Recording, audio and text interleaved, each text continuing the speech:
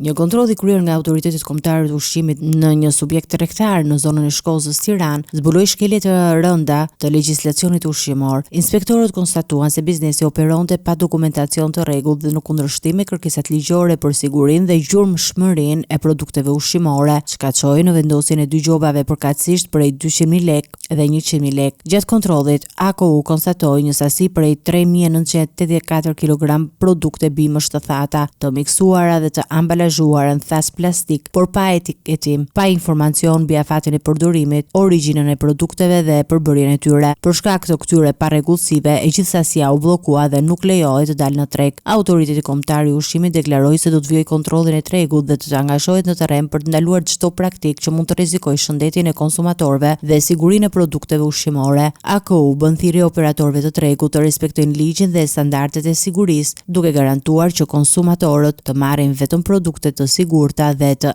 etiketuara sipas rregullave.